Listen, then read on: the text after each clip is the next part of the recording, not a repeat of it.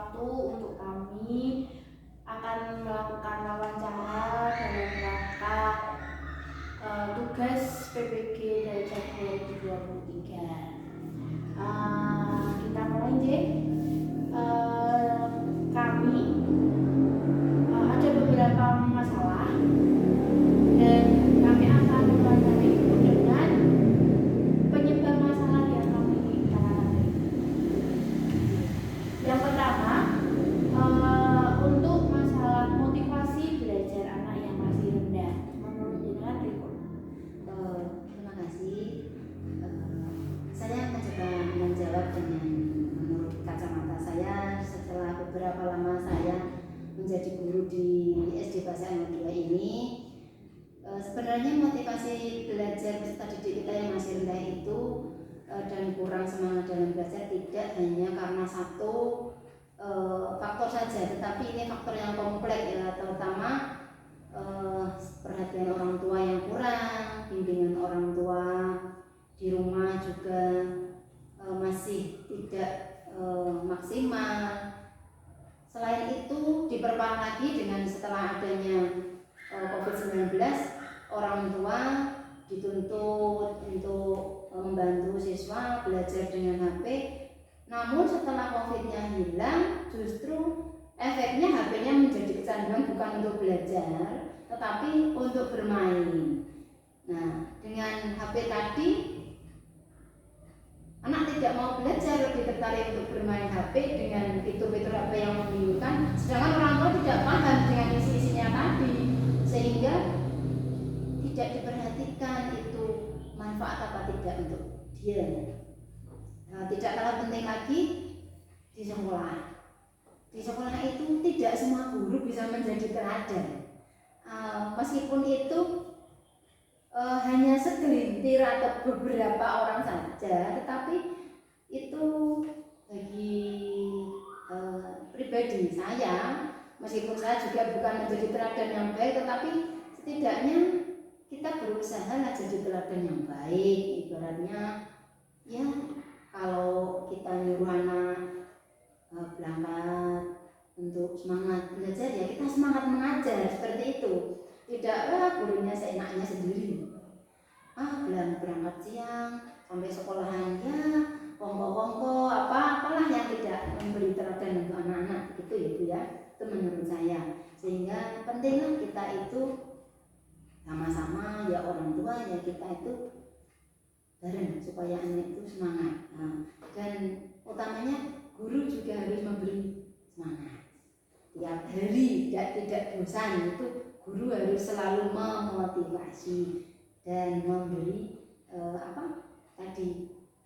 reward setidaknya ketika anak, wah kamu pintar ya, kita kasih reward, biar mereka lebih semangat. Seperti itu Ibu. Untuk selanjutnya Bu, anak itu kurang minat membaca, ada siswa. Terus kalau permasalahan yang ada pada kelas kami itu anak itu kurang memahami soal-soal cerita dalam matematika untuk merubahnya menjadi kalimat matematika. Berarti itu ya, karena dia bisa bacanya tapi tidak paham bagaimana menotasikan matematika, begitu ya. Bisa jadi kalau itu setelah saya pernah masuk ke kelas tinggi ataupun kelas rendah ya, memang beberapa anak bisa baca soalnya tetapi tidak paham isinya. Karena hanya sebatas dia lancar baca, tidak mau memahami isinya. Dan tidak mau memahami isinya karena apa? Membacanya mungkin hanya sekali. Perlu dilakukan membaca yang intensif dan intensif. Jadi berulang, tidak hanya sekali dua kali saat membacanya.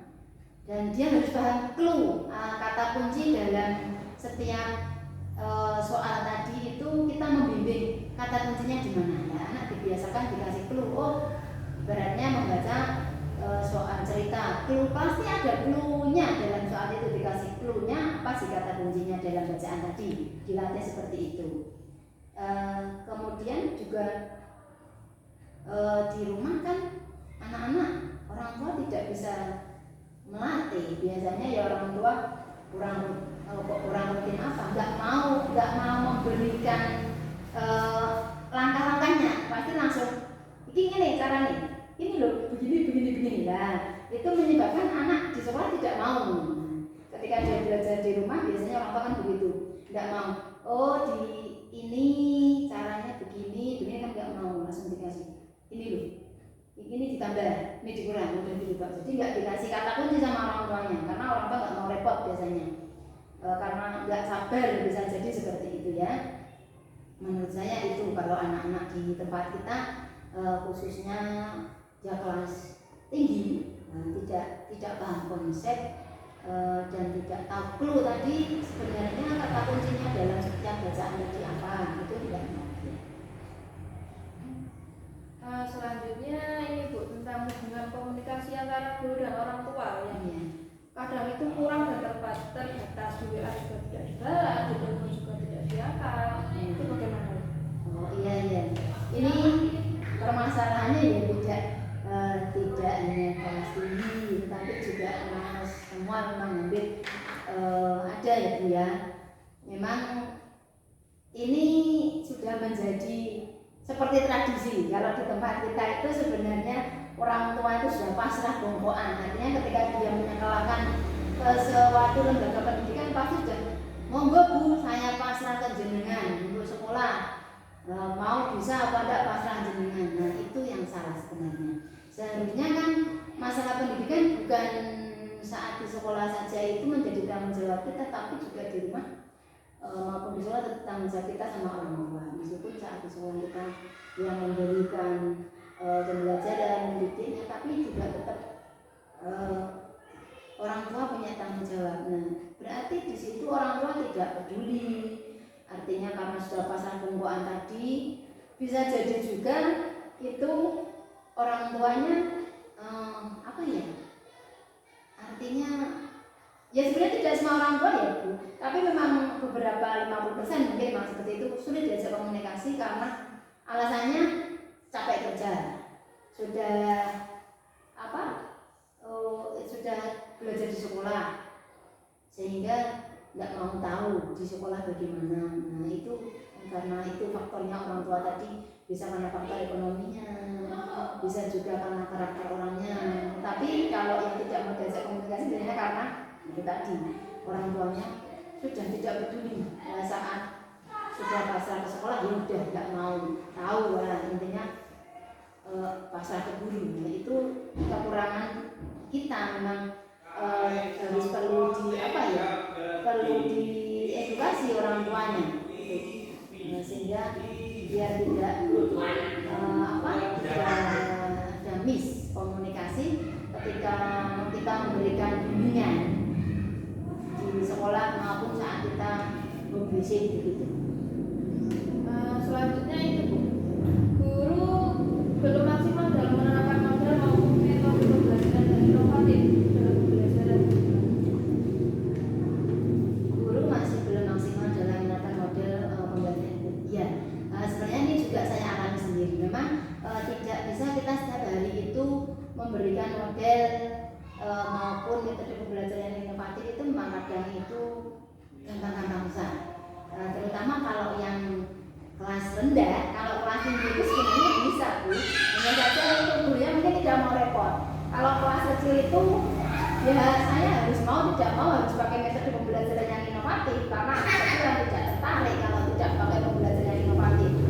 Kalau biasanya setahu saya itu biasanya itu tidak mau repot, tidak mau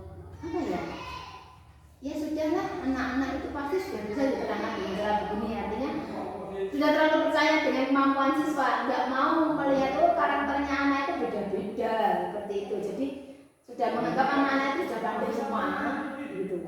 Apalagi kalau disuruh repot-repot buat media pasti tidak mau. Nah, sehingga pembelajarannya kurang inovatif. Ya seharusnya kalau ada rasa nggak mau repot tadi juga pasti bisa. Ya intinya tadi gurunya tidak mau repot gitu aja. Itu